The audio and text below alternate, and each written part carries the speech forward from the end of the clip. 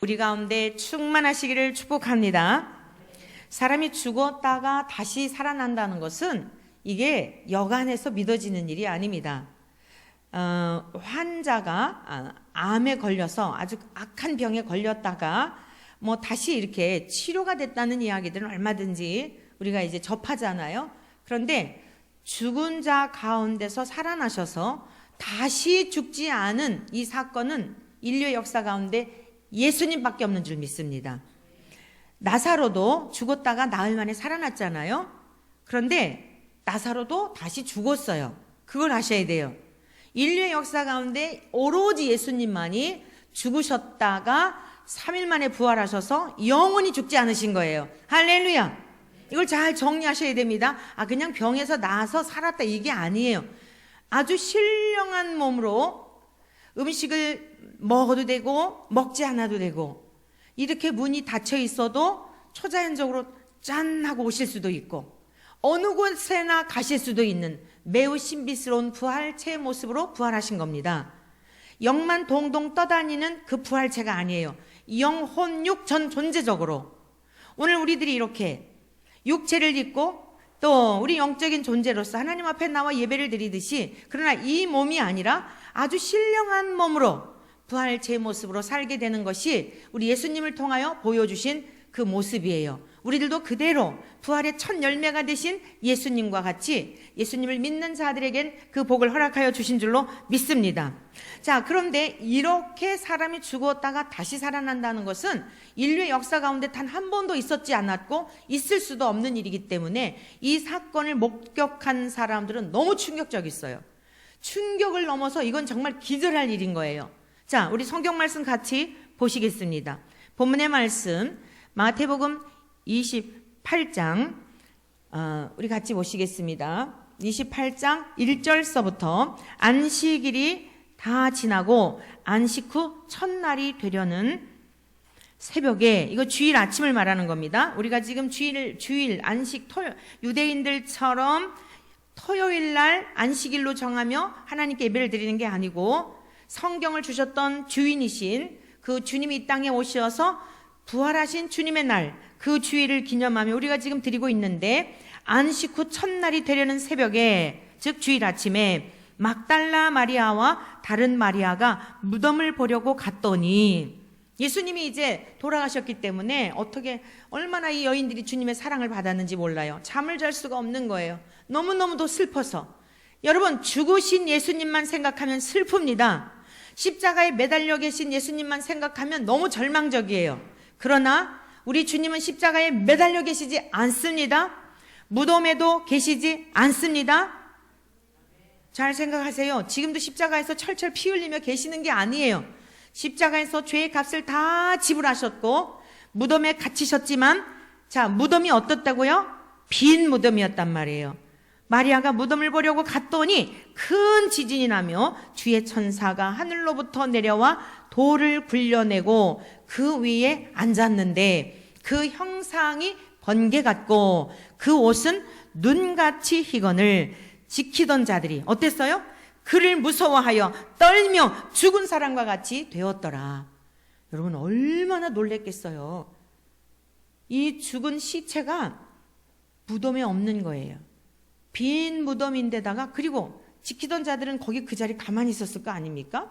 그러니까 만약에 병 들었다가 살아난 거라면 붕대로 다 동동 동여가지고, 그리고 이 사람들 앞에 막 처참한 모습으로 막 좀비처럼 이렇게 나타났어야 될 거 아니에요? 근데 그대로 자기들은 지키고 있었는데 보니까 무덤이 빈 무덤이고, 그리고서는 천사가 나타나서 아주 그 옷이 희기가 눈같이 휘었다 그랬죠. 그러니까 지키던 사람들이 이게 무슨 상황이야? 놀랄 수밖에 없는 거예요. 죽은 사람과 같이 되었다는 거예요. 사랑하는 성도 여러분, 부활하신 주님은 육을 입고 있는 이 땅에 있는 사람들에게, 죄 가운데 있는 사람들에게 두려움의 대상일 수밖에 없어요. 공포의 대상일 수밖에 없어요. 그러나 주를 믿는 자들에게는 공포의 대상이 아니라 영광의 주님이시요 찬송의 주님이시요 모든 우리의 시름과 죽음의 고통과 사망에서 구원해내신 그 영광의 주를 배움는 이루 형용할 수 없는 그런 복된 사건인 줄로 믿습니다. 똑같은 사건에서 지키던 병사들은 죽은 자같이 두려워 떨고, 자, 그 다음에 5절 말씀을 같이 봅니다. 죽은 자를 같이 두려워 떨게 되었고요. 5절에 천사가 누구에게 말해요? 여자들에게 말해요. 지키던 자들에게 말한 게 아니에요. 똑같은 상황이었는데 무서워 떨며 죽은 자같이 된 그 믿음 없는 그 사람들, 그들에게 주님이 말씀하신 게 아니라 주님을 믿고 따르며 신뢰했던 그들에게 주님이 말씀하시는 거예요. 그래서 오늘 저와 여러분들이 이 본문의 말씀을 10절까지의 말씀을 중심하여 부활하신 주님을 배웠는가 라고 하는 제목으로 말씀을 들을 터인데, 첫 번째, 우리가 부활하신 주님을 이 두렵고 공포 속에 무서워서 죽을 지경이 되는 그런 예수님이 아니라 부활하신 주님을 기쁨으로 맞이하고 그 영광스러움을 세상 속에서 드러낼 수 있는 이전의 삶과 이후의 삶이 다른 이 존귀한 삶을 살 수 있는 그 능력이 어디에 있는지 오늘 말씀을 통해 배우려고 하는 것입니다. 따라하시기 바랍니다. 첫째, 예수님의 말씀을 믿어야 한다. 여러분, 왜 똑같은 장소에서 천사가 여자들에게 말했을까요? 그 여자들은 예수님을 믿고 따르던 자들이었어요. 예수님이 하시는 말씀을 들었던 자들이었어요. 자, 성경 말씀 같이 보십니다. 천사가 여자들에게 말하여 이르되 너희는 무서워하지 말라. 십자가에 못 박히신 예수를 너희가 찾는 줄을 내가 아노라. 그가 여기 계시지 않고 그가 어떻게 하던 대로요? 말씀하시던 대로, 주께서 말씀하시던 대로 내가 죽을 거야, 그러나 죽은 지 사흘 만에 살아날 거야 말씀하셨었다니까요. 기록된 말씀, 창세기에서부터 우리의 죄와 허물을 위하여 벌거벗은 수치를 가리워 주시기 위해 세상 죄를 지고 가는 어린 양으로서 이 땅에 오실 것에 대한 것을 창세기에서부터 약속하신 거예요. 사랑하는 성도 여러분, 하나님 앞에 하나님의 그 귀한 복들을 고스란히 우리의 것이 되어 상속받을 수 있는 첫 번째 조건이 무엇인지 아십니까? 말씀을 믿어야 할 줄로 믿습니다. 왜 우리들이 한번 생각해 보세요. 40일 동안 매일 20분, 30분 정도 우리가 성경을 읽었는데 유튜브 같은 거 재밌는 거 보면은 막 1시간, 아니 드라마 같은 거, 영화 같은 거 막 2시간 이런 거 보면 시간 가는 줄 모르고 보잖아요. 끝나고 나면 아쉬워하잖아요. 여러분들이 푹 빠져있는 드라마 꼭 보면은 그냥 아쉬울 때, 감질 날 때 딱 끝나가지고선 일주일을 어떻게 기다리나. 막 어떤 사람들은 드라마가 끝나고 나면은 앞으로 막 왜 살아야 하나 그런 사람들도 그 댓글에 보면 그런 사람들도 있어요. 자기가 막 너무 몰입이 되어서 봤던 그런 사람들은. 그런데 하루 24시간 중에 우리가 주님 앞에 드리는 20분, 30분, 길어야 30분이에요. 신약 성경을 읽는 동안에 우리가 한 4장, 5장 요 정도 읽으면서 20분, 30분을 24시간 중에 하나님의 말씀 앞에 우리가 겸비하여 그 말씀을 얼마나 소중히 여기며 내가 들었는가 생각해 보면 답이 나오지요. 다 지금 고개를 숙여야 되는 거예요. 그러면서 우리에겐 또 뭐가 있죠? 우리가 하나님 앞에 바라는 바가 있잖아요. 복 받기를 바라고, 믿음이 자라기를 바라고, 막 능력도 행하기를 바라고, 문제가 있으면 팍팍 해결이 되기를 바라고 그러잖아요. 이걸 뭐라고 말해야 될까요?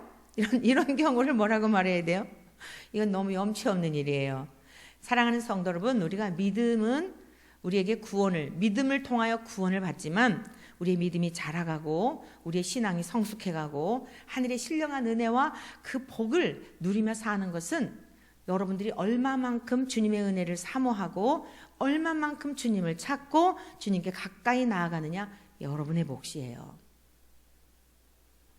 천국을, 죽은 다음에 살게 될 천국을 이 땅에서도 얼마만큼 내가 먼저 경험하며 사느냐는 여러분들의 몫이에요.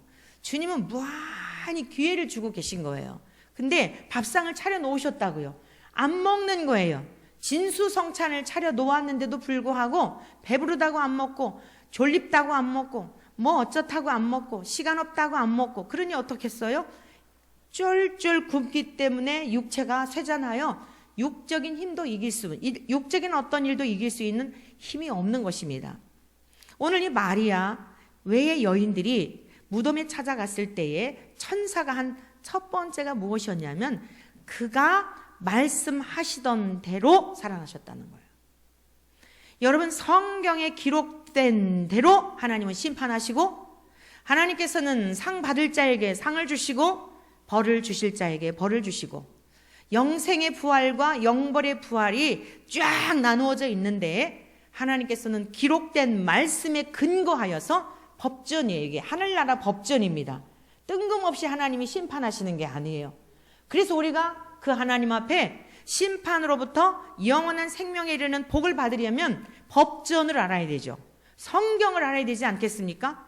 사랑하는 성도 여러분들, 근본 40일 동안 정말 많은 역사들이 제가 이렇게 대략 이렇게 해서 여러분들에게 올려드렸지만 하나님께서 우리로 하여금 말씀을 가까이 하는 것을 얼마나 기뻐하시는지에 대한 것을 목도하게 된 거예요. 또 여러분들 다수는 아니지만 여러분들은 이 말씀을 가까이 한 분들은 그 맛을 보아 누리고 있는 줄로 믿습니다. 여러분, 말씀이 능력이에요. 왜냐? 말씀이 육신이 되셨거든요.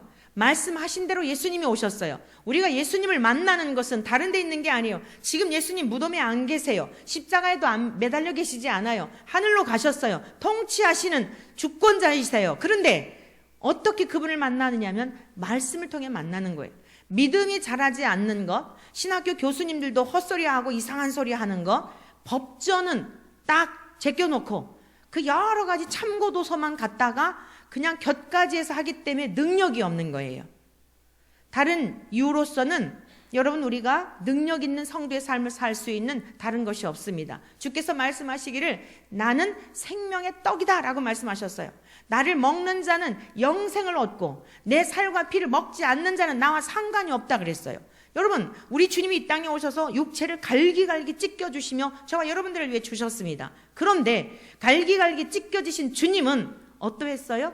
말씀을 남기신 거예요. 그리고 진리의 성령님을 통하여 기록된 말씀을 통해 동일하게 이 땅에 오셔서 제자들에게, 여인들에게 말씀하셨던 그 능력이 사모하는 자들에게, 빈 무덤을 찾아가서 슬픔 가운데 있는 여인들에게, 그 절망 속에 있는 여인들에게 새로운 세계로 초청하시고 새로운 능력 있는 삶으로 초청하시고 오늘 성경에 기록될 만큼 이 복음과 함께 길이길이 기록되는 놀라운 영광을 허락하여 주신 거예요. 그럼 이 여인들에게만 또는 제자들에게만 국한된 것일까요?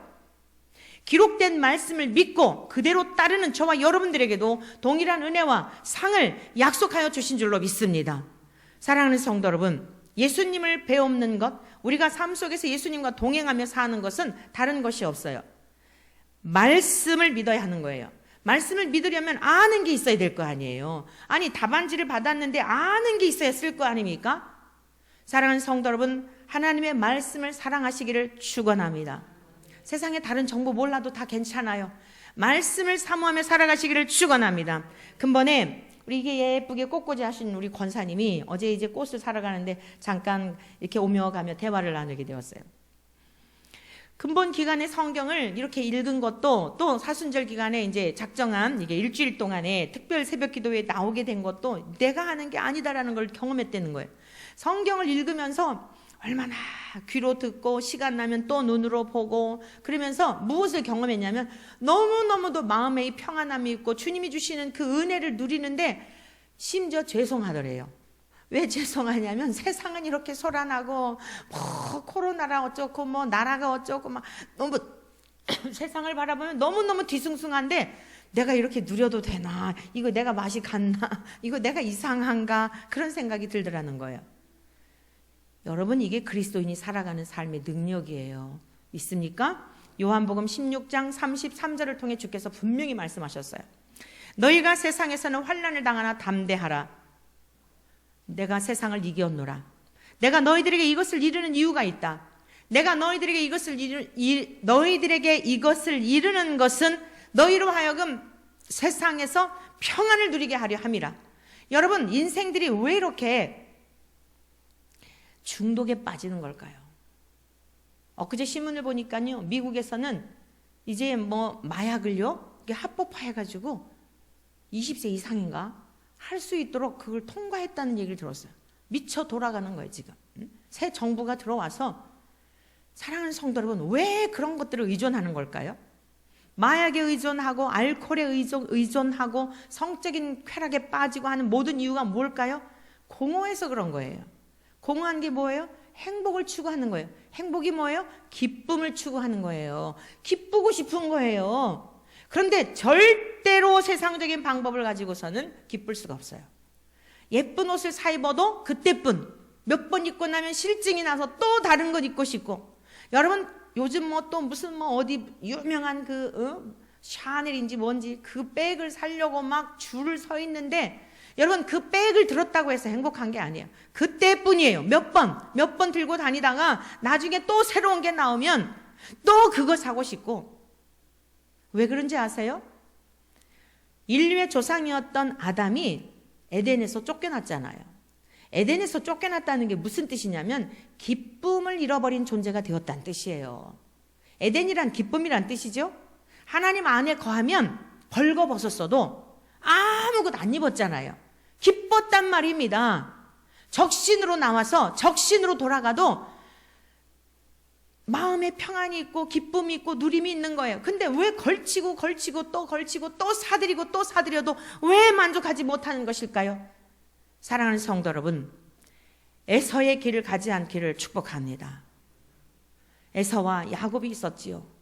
야곱은 온갖 꼼수를 가지고 막 속이는 것 같아도 그는 하늘의 신령한 복을 사모한 자예요. 에서는 육적인 사람이었어요.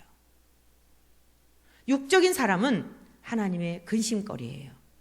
이삭의 근심거리였어요. 어머니의 근심거리였어요. 야곱은 하늘에 속한 신령한 복을 사모한 자예요. 그러하였더니 그때부터 고난의 삶이 시작되지 않습니까? 형으로부터 그 죽이려고 하는 위경 가운데 처하면서 도망자가 되지 않습니까? 그때마다 어땠어요?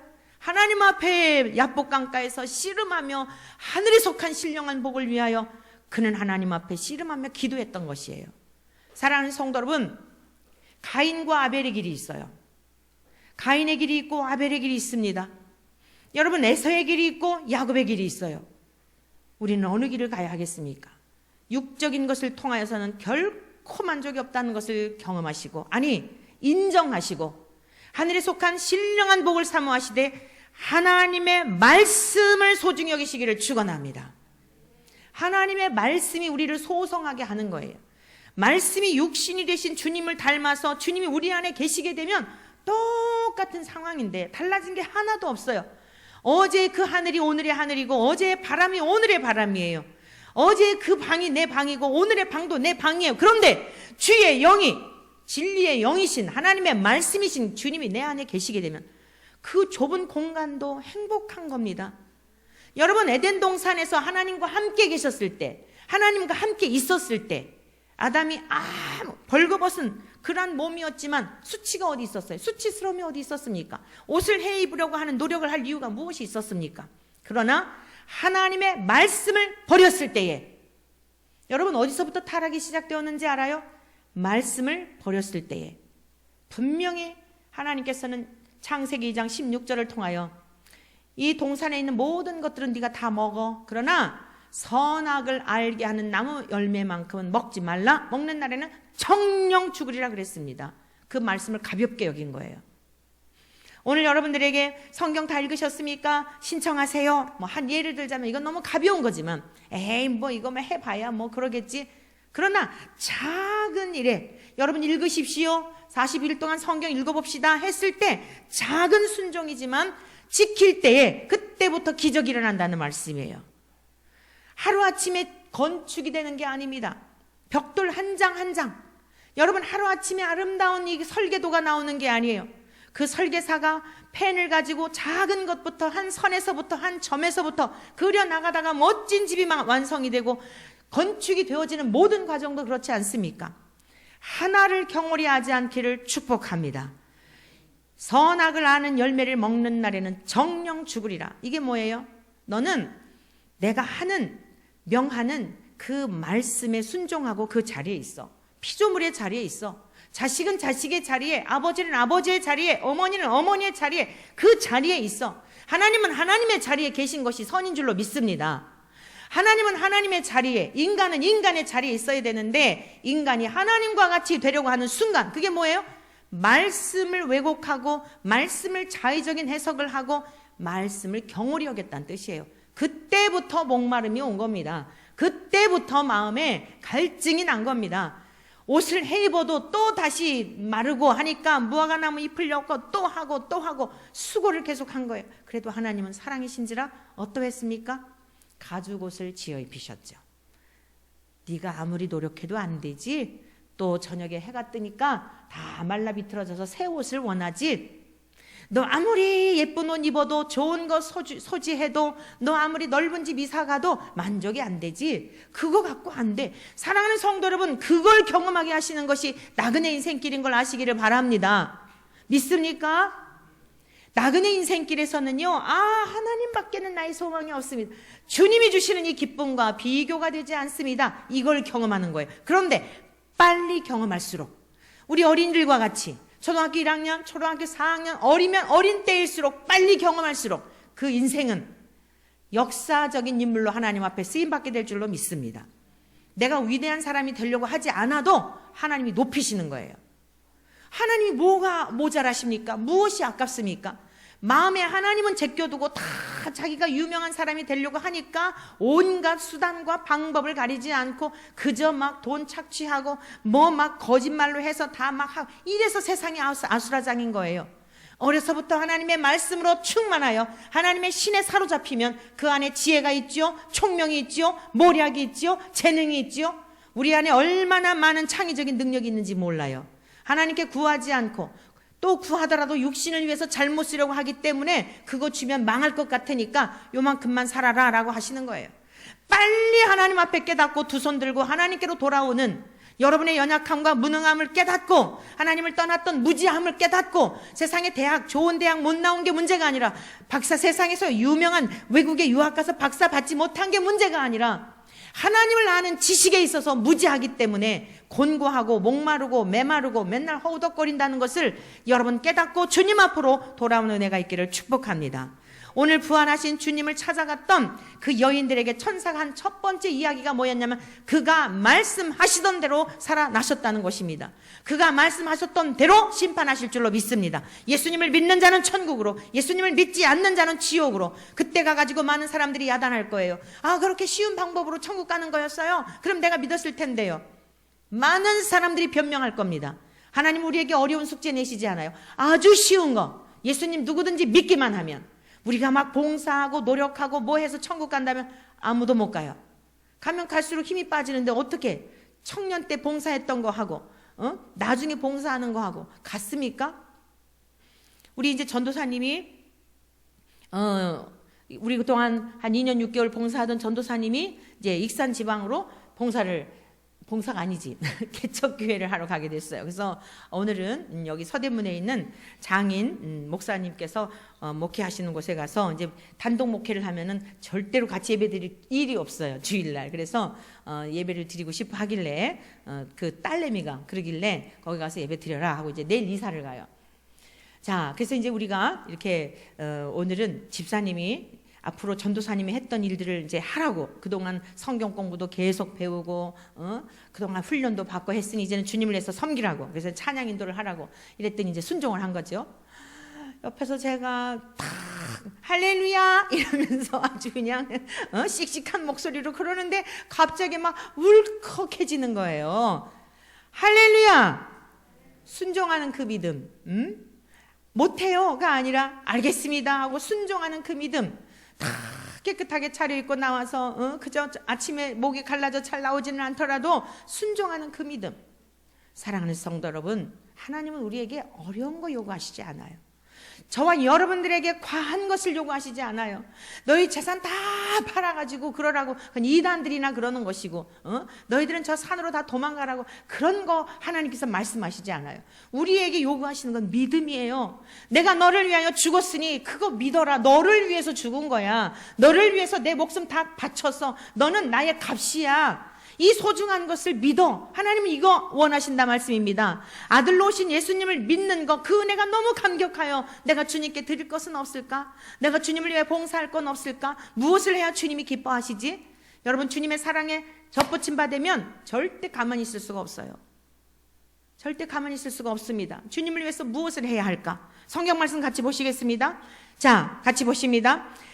말씀하신 대로 살아나셨느니라. 와서 그가 누우셨던 것을 보라. 이렇게 얘기를 하죠. 그리고 자, 명령을 합니다. 천사가 뭐라 그러냐면 7절 다 같이 읽습니다. 시작.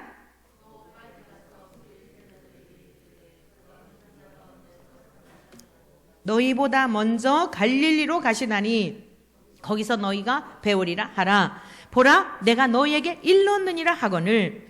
네, 예수님, 부활하신 예수님을 어떻게 만날 수 있는가? 자, 여러분들이 점검해 볼 수 있는 건데요. 두 번째는 믿음의 확증이 있어야 한다. 따라 하십시오. 믿음의 확증이 있어야 한다. 천사가 6절 후반절에 보면 뭐라 그랬어요? 와서 그가 누우셨던 것을 보라 그랬잖아요. 여러분, 우리의 눈으로 보는 것이 얼마나 중요한지 몰라요. 여러분의 가슴으로 경험하는 게 얼마나 중요한지 모릅니다. 지금은 우리가 뭐 이스라엘에 가서 거기 무덤에 추정되는 곳으로 가봤자 예수님 거기 안 계셔요. 이 세상 어디에도 안 계셔요. 그런데 기록된 말씀을 통하여 구석구석 보물 찾기 하듯이 숨겨두셨어요. 부활하신 주님이 실제가 되었다는 것을 그냥 전 존재적으로 인격적으로 믿어지도록 성경에 숨겨두셨다고요. 성경에서 보물을 찾아내시기를 축원합니다. 와서 보라, 그가 누우셨던 것을 보라 그랬잖아요. 자기들의 눈으로 지금 확인을 한 거예요. 목격자가 된 겁니다. 그러니 어떻게 가만히 있습니까? 그래서요, 그 다음 보세요. 빨리 가서 그의 제자들에게 이르되 뭐라고요? 그가 죽은 자 가운데서 살아나셨고 부활의 첫 증인을 삼으신 거예요. 그가 죽은 자 가운데서 살아나셨고 또 너희보다 먼저 갈릴리로 가시나니 거기서 너희가 배우리라 하라. 믿음의 확증이 있게 되면은 첫 번째 어떤 현상이 나타나느냐? 앞으로 할 일을 알게 되는 거예요. 우리 어린이들일지라도 어머, 예수님이 나같이 이렇게 조그맣고 힘도 없는 예수님이 우리 어린이들을 엄청 사랑하셨거든요. 어른들은요, 힘 있는 사람, 돈 있는 사람, 막 뭐가 있는 사람, 막 이런 것에 관심이 많아요. 예수님 때도 그랬어요. 그래갖고 어린이들이 예수님께 왔어요. 어머, 진짜 어떻게 예수님은 저렇게 죽은 자도 살리시지? 어머나, 어떻게 저렇게 우리가 먹을 그 조그만 양식을 가지고 저렇게 수천 명을 먹이시지? 너무너무 놀라웠어요. 예수님에 대해서. 예수님이 하시는 일을 볼 때. 그러니까 막 어린이들이 너무 신기해서 예수님을 뵈러 왔는데 어른들이 야, 너희들은 저리로 가! 이러고서는 아이들을 쫓아낸 거예요. 그랬더니 예수님이 막 야단하셨어요. 그 아이를 이리로 데리고 오라 이래가지고 예수님이 번쩍 들고 안아주시면서 어린아이들이 내게로 오는 것을 거절하지 말고 영접하여라 이렇게 말씀하셨어요. 우리 예수님은요, 어린이들을 너무너무 사랑하셔요. 왜 그럴까요? 세상에 여러 가지 물들기 전에 그 깨끗한 마음, 그 선한 마음, 좋은 마음, 하나님을 사모하는 마음이 어른들보다 더 클 수가 있거든요. 그래서 예수님은 너무 기대하신 거예요. 자, 그 예수님이 나를 위해서 죽으셨다는 게 어른들만 믿어지는 게 아니에요. 목사님만 믿어지는 게 아니에요. 우리 어린이들도 하나님 말씀, 엄마가 성경 집에서 가정 예배 드리면서 말씀 가르칠 때에, 성경 읽어줄 때에, 같이 목사님 한 말씀 들을 때에 성령 하나님이 역사하시면 확 믿어지는 거예요. 그러면은 어머, 나 같은 어린이를 위해서도 죽으셨네. 어머, 어떻게 하면 좋아? 막 눈물이 나고 막 이거 어떻게 하면 좋지? 막 이런 마음이 생기는 거예요.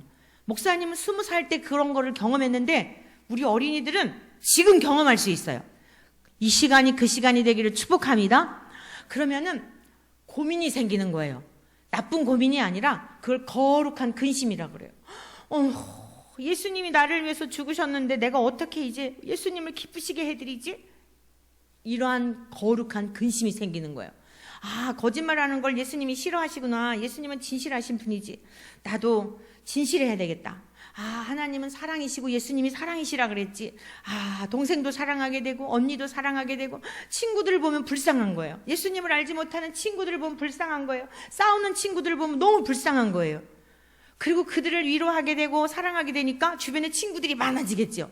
얘는 달라. 막 얘네들은 막 싸놨고 막 우리 왕따 시키고 이러는데 얘는 우리를 이해해줘. 너무너무 좋은 친구야. 그러니까 학교에서도 영향력 있는 사람이 되는 거예요. 공부할 때도 내가 열심히 공부를 해야 다른 사람을 도와줄 수가 있지. 그러니까 막 집중해서 공부를 하니까 공부도 잘하게 되는 거예요. 학원 안 가도 선생님이 가르치는 말에 애들 다 잠자고 딴짓하고 하는데도 이 시간도 하나님이 나를 보고 계시지. 내가 여기서 게으르면 안 되지. 하나님이신 예수님이 이 땅에 오셔서도 그렇게 열심히 사셨는데 내가 이렇게 살면 안 되지. 이러니까 어렸을 때부터 어떨까요? 공부도 잘하게 되지. 공부해라 하지 않아도 너무 재밌는 거야. 공부할 때도 기도하게 되겠죠. 하나님 저에게 지혜를 주세요. 잘 모르겠어요. 아유, 지금 왜 이렇게 너무너무 힘들어. 그러면 하나님께서 깨닫게 하시는 지혜도 주시고 좋은 선생님도 붙여주시고 좋은 선배님도 붙여주시고, 그러니까 나쁜 또 친구들이 와서 막 이상한 쪽으로 막 그래도 딱 마음이 불편한 거야. 이거는 더러운 건데 이거는 아닌데 막 동영상 같은 것도 보면 이상한 거 나오면 막 이런 마음이 생기는 거야. 왜? 우리 안에 거룩하신 하나님이 계시니까 더러운 것이 싫은 거야. 분별하게 되는 거예요. 분별하게 되는 거야. 내가 어떤 길을 가야 할지, 어떤 사람이 돼야 할지. 그러니까 얼마나 사람이 고상하겠어. 얼굴도 보면은 막 해같이 빛나지. 많은 아이들이 있는 중에도 눈도 초롱초롱하지. 할렐루야. 우리의 후손들이 이러한 후손들이 되기를 간절히 축원합니다. 우리 어르신들이 다 우리 조상 부모님들이 가르쳤던 신앙의 방법이에요. 우리들이 그걸 다 지금 잃어버린 거예요. 세상의 문화에 다 빼앗기고 세상의 것에 다 마음 도적질 당해서 정신없이 애들이 이렇게 다 혼미하고 이러고 살아가고 있는 거예요. 여러분, 그 삶의 모범이 되려면 우리들이 먼저 하나님의 말씀을 사모하고 하나님의 은혜 안에 거해야 할 줄로 믿습니다. 2021년 이 부활절에 저와 여러분들 증인이 되시기를 축복합니다. 예수님을 만났으면 못 견디는 거예요. 천사를 통하여 명령하잖아요. 빨리 가서 제자들에게 부활하신 주님이 살아났다고 해라. 여러분, 주님이 부활하신 사건을 우리가 믿는데, 우리가 죽어도 다시 사는데 믿지 않으면 지옥 가는 친구들을 볼 때 어떻게 가만히 있을 수 있어요? 여러분, 저 영혼들을 보면은 그냥 세상의 것에만 그냥 매여서 그 곤고함 속에 허덕이는 인생들을 볼 때 어떻게 지나칠 수가 있느냐고요. 그의 슬픔이 나의 슬픔이 되고 그의 괴로움이 나의 괴로움이 되고 그의 궁핍이 나의 궁핍이 되어 함께 나눌 수밖에 없는 삶을 살게 되는 거예요. 함께 나누게 되는 겁니다. 내적인 증거가 있기 때문이에요. 앞으로 할 일을 알게 하지요. 내적인 증거가 있게 되죠. 이러한 열매들을 맺게 되는 것입니다. 사랑하는 성도 여러분, 근본 우리 사순절 기간에 많은 일들이 일어났죠. 많은 일들이 일어났는데 그 중에서도 정말 마지막 날 토요일 날, 금요일 저녁에서부터 토요일 날 우리 이제 전도사님이 갑자기 이렇게 이걸 가게 되니까, 개척을 나가게 되니까 여러 가지 변수가 생겼잖아요. 그래서 지금 이제 신혼부부 주택 해가지고서 대출을 한 1억 2천 정도를 받아갖고 지금 그 주택공사하고 재계약도 하게 되고, 이제 2월 달이 만기인데 내년 2월까지 재계약을 한 거예요. 자, 재계약을 해놨는데 주인이 돈을 못 빼준다는 거예요. 11월 달에나 돼야 그런다는 거예요. 근데 저는 딱 그 얘기를 듣는 순간 하나님께서 꼭 필요한 사람에게 뭔가 제공해야 될 그런 기회가 아닌가, 이런 생각이 들었어요. 여러분, 어떤 사건을 보면 복잡하게 생각하지 마시고 하나님의 시각으로 바라보는 여러분의 생각을 바꾸시기를 축복합니다. 그게 전세가 1억 3천인가 그래요.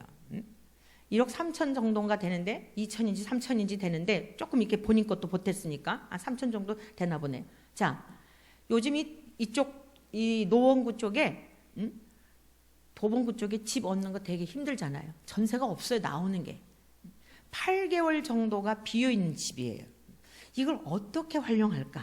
그래서 제가 이제 그걸 이제 생각을 하면서 1순위는 우리 원정아 선교사가 들어와 있으니 한 5월 달까지 있다 그러니까 편하게 가족들이 거기서 이렇게 살면 우리 권사님도 편하시고 좋겠다. 이게 이제 1순위였어요. 하여간 항상 모든 생각은 가까이서부터 이렇게 나가는 거잖아요. 1순위. 그래서 권사님한테 말씀드렸더니 됐다는 거예요. 괜찮다는 거예요. 그냥 집에 와서 이렇게 하겠다. 아, 그러면 또 다른 분인가? 또 어떤 목사님은 그냥 해외에서 공부만 하시다가 이 돈에 대한 개념이 없으신 거예요. 그래가지고 이 돈이 전혀 없으신 거예요. 그래갖고 한 달에 월세가 200만 원씩 나간대요. 깜짝 놀랐어요. 마포 합정동에 사시는데. 그래가지고 그러면은 8개월 정도면은 200만 원씩이니까 1,600만 원을 모아서 보증금을 하면 나중에 이렇게 좀 그러시겠다. 응? 많이 이렇게 좀 다운이 되겠다. 그래 또 그분한테 그랬더니 하시는 일들이 많이 이렇게 해가지고 거리가 너무 멀고 그래가지고 그냥 있는 게 좋겠다 그러시더라고요. 또 한 분은 또 이분도 이제 여성인데, 이분 여성 싱글인데 홍익 미대를 나오고 이대에서 공부를 하고 평생을 공부만 했어요. 60 지금 중반이 넘었는데 평생을 공부만 하고 캄보디아 선교사를 갔다가 이제 국내 지금 코로나 때문에 들어와 있잖아요. 언니 집에 있다는 거예요. 언니 집에 있는데 조카들이 막 그런데 이모는 왜 우리 집에 계속 있는 거야? 그런다는 거예요. 그 소리 들으니까 이분인가 보다. 응? 이분은요, 제가 그 대학원 다닐 때 같이 이제 이렇게 농활도 가고 그랬었는데 수첩이 있어요.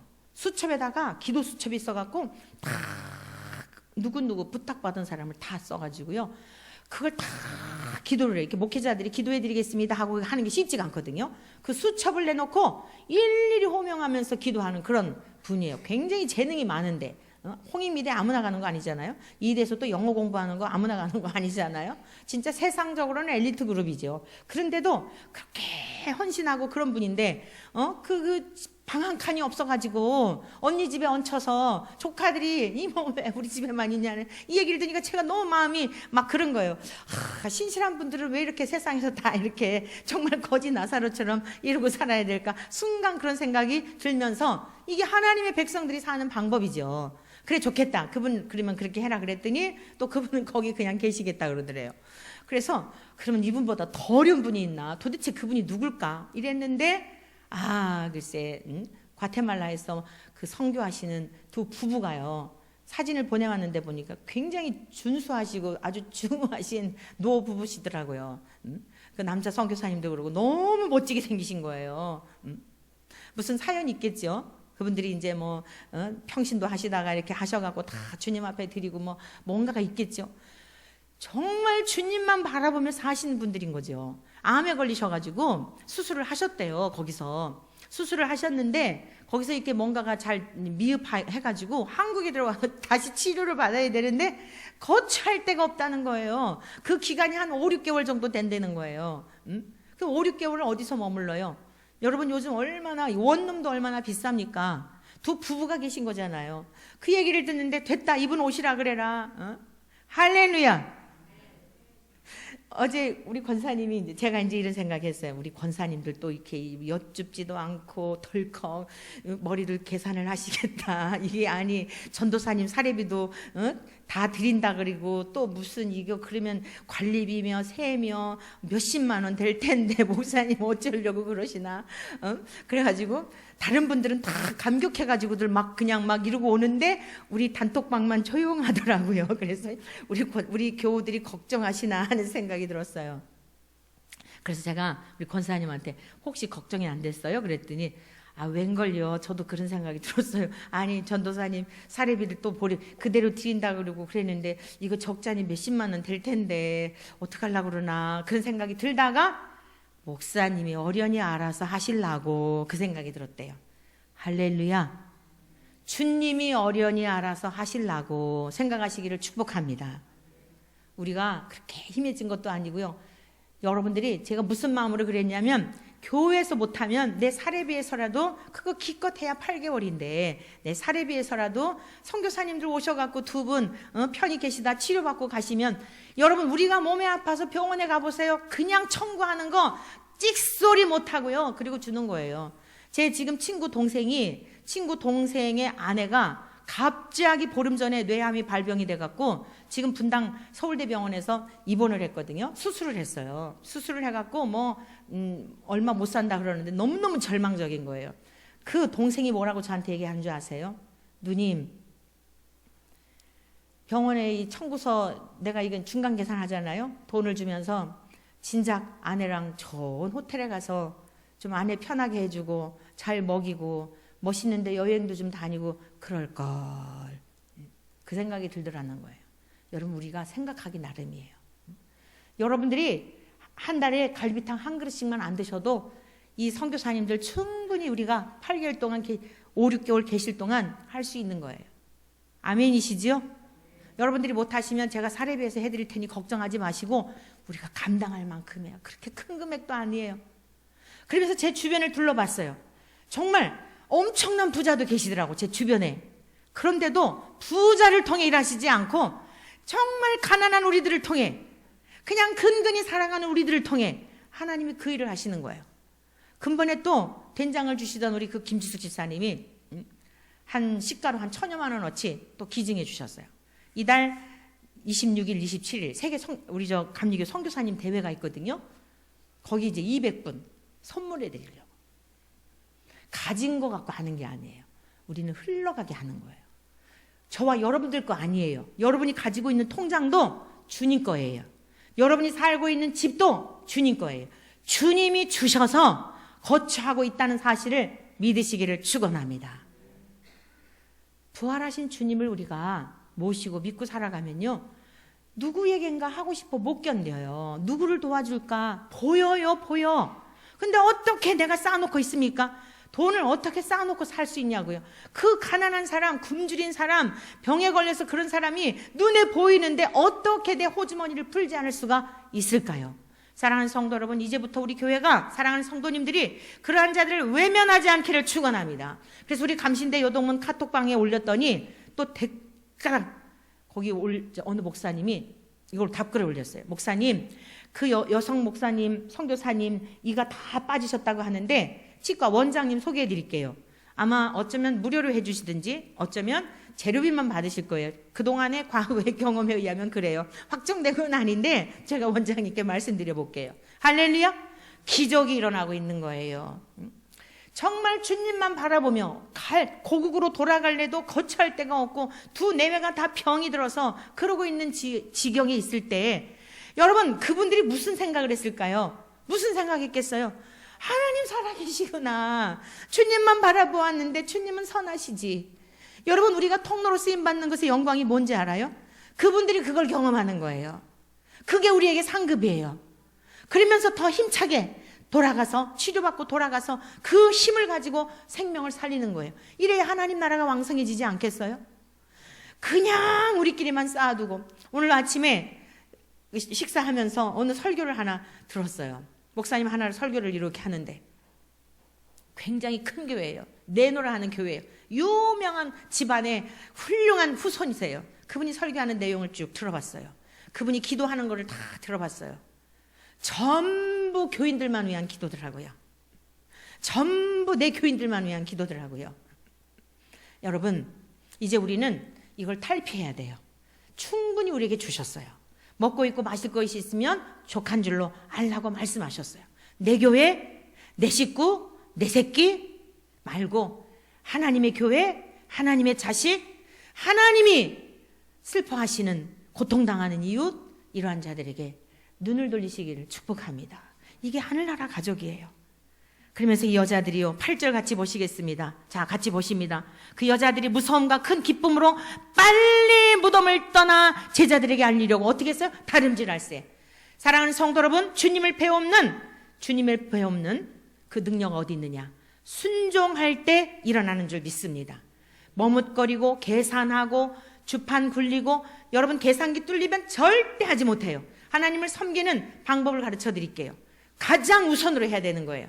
여러분들이 월급을 탔을 때 쓸 거 다 빼고 나고 카드값하고 첫날 만날 이 땅에 주셔도 여러분들 주님의 일을 못해요. 그건 뭐죠? 다 여러분이 썼다는 거잖아요. 가장 먼저 주님 앞에 정확하게 11조도 띄어먹지 말고 여러분들 11조 띵겨 잡으면 평생 그만큼밖에 못 산다는 거 생각을 하세요. 여러분 정말 내가 하나님 앞에 100만 원을 받았을 때는 10만 원 드리는 거 어렵지 않아요. 점점 올라갈수록 여러분 마음에 인색해질 수 있어요. 하나님을 후하게 모시기를 축복합니다. 하나님의 것을 정확하게 구별하여서 하나님께 올려드리고 하나님께 감사헌금 드리고 그 다음에 선교연금 드리고 조금이라도 여러분들이 훈련을 해야 돼요. 어렸을 때부터 이 훈련을 해놔야 돼요. 어렸을 때부터 훈련을 하지 않으면요, 그리고 직접 하게 하세요. 저 같은 경우는 이걸 그냥 다 알아서 주고 엄마가 얼마 헌금했는지를 모르고 다 때 되면 대신해주고 하니까 이게 좋은 교육 방법이 아니더라고요. 아이들을 통해서 직접 11조 하게 하고 직접 감사하게 하고 직접 선교헌금하게 하고 하면 아이들이 당연한 줄 아는 거예요. 하나님 나라의 백성으로서 하나님 나라의 세금 내는 거고 하나님 앞에 세금을 냈기 때문에 어떤 문제가 있을 때 당당히 나아갈 거 아니에요? 하나님께 세금도 다 띵겨먹고 우리가 국세를 냈기 때문에 나라에 보장받는 거 아니겠습니까? 특별하게 생각하시면 안 돼요. 10의 1조를 절대로 특별하게 생각하시면 안 됩니다. 하나님 나라에 바치는 세금이라고 생각하시고 당연하게 드리세요. 여러분 자녀들이 자꾸 생활이 어렵고 힘들어지면 돌아보셔야 돼요. 어디에 걸려 있는지. 경기가 어렵고 경제가 어렵다라고 생각하지 마시고 당연하다고 생각하지 마시고 하나님은 모든 사람들이 어려울 때 요셉과 같은 사람들을 통해서 많은 사람들을 베풀게 하셨잖아요. 우리 교회는 앞으로 이러한 교회가 되기를 축원합니다. 이러한 성도들이 되기를 축원합니다. 어디서 잘못 걸렸는지 너희들이 11조 생활 안 했었구나. 그렇게 은혜를 주셨는데 그렇게 하나님께서 길을 여셨는데 이제부터 지금이라도 늦지 않았으니 11조 생활하거라. 지금부터라도 하나님 앞에 회개하는 마음으로 해라 라고 가르칠 수 있기를 축복합니다. 자식들 벌벌 떨지 마세요. 자식들 벌벌 떨게 되면 그들이 하나님을 두려워하지 않아요. 자식을 무서워하면 아이들이 하나님을 무서워하지 않는다니까요. 어머니도 무서워할 줄 알고 하나님도 무서워할 줄 아는 자녀들로 키우시기를 축복합니다. 그것이 우리의 자녀들이 하나님 앞에 순종하며 사는 길이에요. 오늘 이 여인들은 부활하신 주님을 만나고 나서 무섭고 두려운 마음이 있었지만 큰 기쁨 속에 하늘로부터 내려주는 그 기쁨, 에덴에서 경험했던 그 기쁨을 가지고 제자들에게 가서 부활의 증인이 되는데 그 과정 속에 어떤 일이 있었는지 한번 보십니다. 9절 10절 다 같이 읽습니다. 시작. 예수께서 그들을 만나 이르시되 평안하냐 하시거늘 여자들이 나아가 그 발을 붙잡고 경배하니 이에 예수께서 이르시되 무서워하지 말라. 가서 내 형제들에게 갈릴리로 가라 하라. 거기서 나를 보리라 하시니라. 아멘. 자, 예수님을 직접 배운 거예요. 지금 앞부분은 뭐예요? 천사를 통해 들었어요. 그런데 주님께서 직접 나타나셨을 수도 있잖아요. 그런데 1차적으로 천사들을 통해 말씀하시고 그 말씀대로 순종하는 여인들에게 주님이 직접 나타나셨다 이 말씀이에요. 오늘 제가 기록된 말씀으로 여러분들에게 전하였지만 여러분들이 말씀을 붙들고 어떤 것이든지 순종할 때에 부활하신 주님, 하늘로 가셨으나 성령님으로 임재하신 그 성령님을 여러분 경험하게 될 줄로 믿습니다. 직접 주님을 배우는 성령님을 통하여 정말 주님 살아계시구나, 나를 위해 죽으셨구나, 그 하나님을, 그 주님을, 그 성령님을 경험하며 능력 있는 삶을 살아가는 우리 모두 되시기를 주의 이름으로 간절히